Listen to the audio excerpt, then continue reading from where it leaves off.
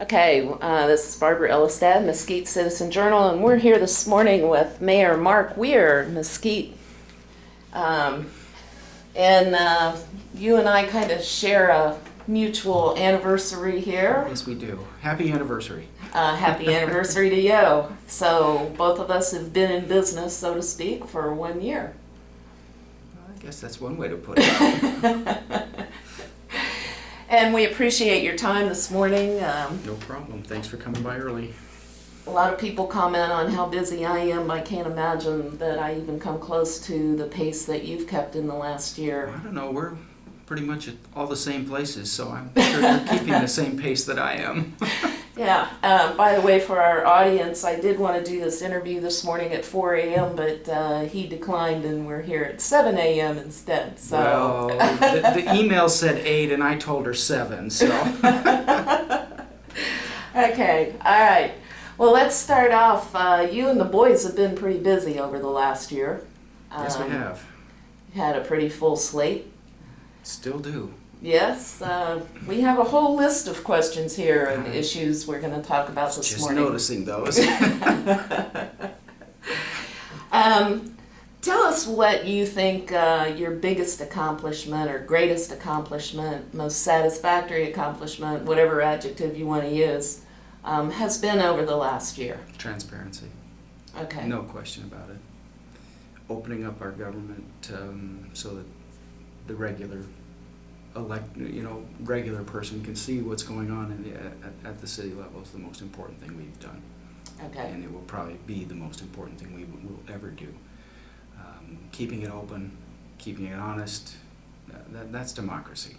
You know, it's okay to have discussions, it's okay to have a differing opinion, but you have to have the discussion, you have to allow for it. Yeah. Well, I can attest to a lot of that. I've asked a lot of questions, barreled through some of the bureaucracy and got the answers, but it has... Well, we're here to help you get through something, so... What do you think your biggest disappointment has been over the last year? What did you want to accomplish that you were not able to? I really wanted to get some more stuff done regarding some zoning issues for people along Riverside Road, also in some commercial areas where they have homes that are basically on commercial property. Their home is considered commercial. If anything happens to their home, they can't get a loan to rebuild it. You have a fire, it burns 51%. They can't get the loans that they're going to need to rebuild that. They can get the insurance money, but the insurance companies, and because of the zoning, the banks and all, it's really a mess and it's really unfair. We are working on that. I have Mr. Seacrest moving forward on that. I don't have an exact date when that will be brought forward, but that is one of the things that I really wanted to get done in that first year. Okay. Let's talk a little bit about personnel issues. Just starting out, we're gonna. Why not? We'll go with the easy question first. If you you'll let me know at the end whether I succeeded with that. You know, when you first came on board, came into office along with the other new councilman, we had a interim city manager. Along the way, we ended up losing our finance director. Both of those positions have been filled. How do you feel right now with the current situation with the personnel, the new city manager, the new finance director, current staffing levels, if you will? How do you feel about that going into your second year? I actually feel really good about the new city manager and the new finance director. You've got some people that have a lot of experience that are very good at what they do. We need that. We need people that are in the position, they're hired to do a job, they're hired to let us know, let the council know certain policies. They don't make the policy. Council makes policy. Mm-hmm. They're there to give us some advice that we're really going to need. Okay. Now that Mike Callahan, not Mike Callahan, yeah, Mike Callahan. Mike Callahan. He submitted his resignation. What are you going to do with that position as the Internal Services Human Resources Director? Really, as a mayor, I have very little to do with that position.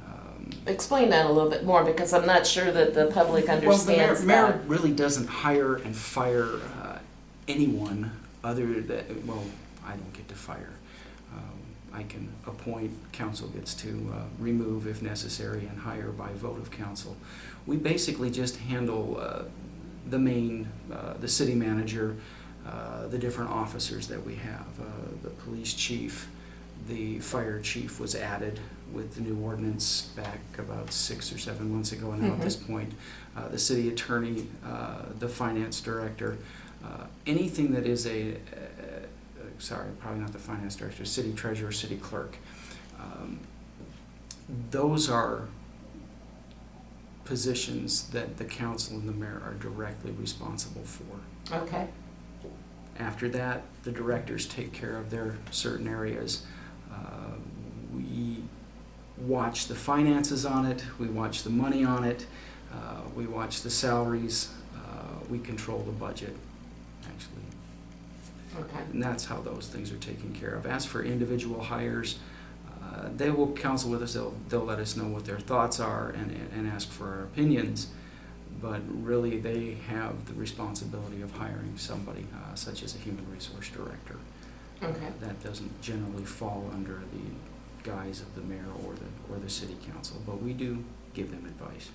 How do you feel about the current staffing levels? You know, city manager Andy Barton mentioned a couple weeks ago at the senior center get-together that he hosted that we had lost 31 positions. I believe that was the number over the last 2 years. How do you feel about the staffing levels? Do you think they're adequate? Do you think they're too short, too many for what you want to accomplish in the city? Well, first and foremost, my opinion on the city staffing, the city has some pretty important responsibilities when it comes to public safety. We need to make sure we have enough police officers and enough firefighters on board to take care of what needs to happen. Do we? It's a good question. They're stretched to the limit, I think, but most businesses are. If you go into the private sector, most businesses have added a lot of work onto their employees. They haven't hired anybody new. We kind of have to reflect more of what's going on in the private sector sometimes, and it's Okay. not a lot of fun. It's not something we relish doing, but it certainly is something that needs to be done. And right now, unfortunately, the economy is just up and down. We can't really gauge where that's going to be. So I think a cautious approach is going to be something that we're going to need to take for the next year, maybe 2 years, depending on where we're at with the economy. Do I like the levels of service? I think we're doing a great job for what we have at City Hall. Are people being worked? Yes, they are. Okay. One of the things that wasn't really talked about during the budget hearings, and even I forgot to ask. Wow. Last year, management personnel in City Hall took a 5% pay cut. A lot of it was out of the doing away with the $400 a month car allowances that a lot of the management personnel got. But there was really no mention of any kind of pay raises or pay adjustments this year for management personnel. So as I was going through the list of issues and questions last night for this morning's interview, I remembered that I forgot to ask that question. So, answer that question. Are management personnel in City Hall receiving any kind of pay adjustments or raises this year? At this point, no. Okay. They are staying at the same levels they were at. There really isn't any increases. Anything that was budgeted is there. There has been some talk, some discussion maybe about looking at giving a 2.5% raise, but those are all decisions that council has to make. And Well, I certainly think they can bring it forward and ask. So. Yeah. I think it's kind of interesting that all of the other staff level employees did receive pay raises this year, except for the fire department, if I remember right, who got the 5% pay raise last year.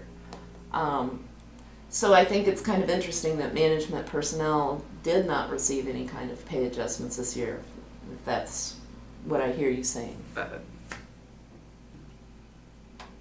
It's something that needs to be looked at. Okay. And we are obviously going to be taking a look at that as well. We have to be careful again. There's not a lot of leeway in the budget for that. There is no leeway in the budget. Our budget is probably as tight as it can get. Mm-hmm. We do have some reserves. We are safe. We're obviously operating the correct way as a city. We just are going to maintain that very conservative approach for a while. Okay, well, I appreciate that segue into the next question.